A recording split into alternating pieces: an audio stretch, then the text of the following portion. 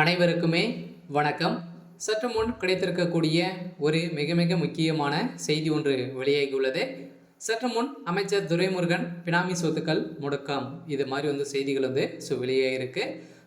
இப்போ பார்த்தீங்கன்னா சட்டத்துக்கு விரோதமாக சம்பாதித்த சொத்துக்கள் அனைத்துமே அமைச்சர் துரைமுருகனுடைய சொத்துக்கள் அனைத்துமே அமலாக்கத்துறையால் முடக்க போகிறதாக ஒரு பரபரப்பான செய்தி வெளியாக இருக்குது. இதுக்கு தகுந்த ஆவணங்கள் அனைத்தையுமே பறிமுதல் செஞ்சுருக்க நிலையை தான் இப்போ உச்சநீதிமன்றம் என்ன தீர்ப்பு வழங்க போகிறாங்க அப்படின்றது தான் ஒரு பெரிய கேள்விக்குறியாக இருந்தாலும், இப்போ அமைச்சர் துரைமுருகனுடைய வீட்டில் பார்த்தீங்கன்னா 2 நாட்களாகவே ஒரு மிகப்பெரிய ரைடாக நடந்தது இல்லையா.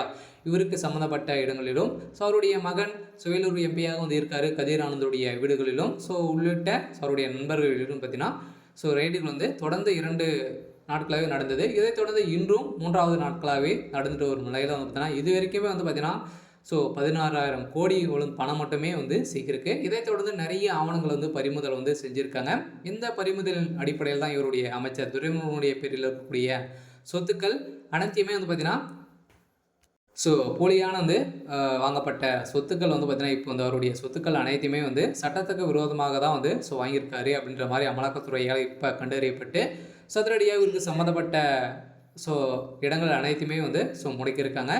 அதனால் அமைச்சர் துரைமுருகனுடைய சொத்துக்கள் அனைத்துமே முடக்கப்பட்டிருக்கும் நிலையில் இப்போ அவர் பறக்கும் படையால் கைது செய்யப்பட்டிருக்கார். இதைத் தொடர்ந்து அமைச்சர் துரைமுருகனுடைய மகன் எம்பியாக வேலூர் மாவட்டத்தில் இருக்கார். அவர் வேலூரில் இருக்கக்கூடிய அவருக்கு சம்மந்தப்பட்ட அனைத்து இடங்களிலும் இப்போ பார்த்தீங்கன்னா ரைடுகள் நடந்துகிட்டு இருக்குது. இந்த ரைடின் அடிப்படையில் இது தொடர்பாக மூட்டை மூட்டையாக ரூபாய் 16,000 கோடி ரொக்கமாக பறிமுதல் செய்திருந்த நிலையில் இது தொடர்பாக வருமான வரித்துறை அதிகாரிகளும் கதிரானந்த் மற்றும் பூஞ்சோலை அவருக்கு சம்மந்தப்பட்ட நண்பர்களுமிடையே ரைடுகள் நடந்துட்டு வருது.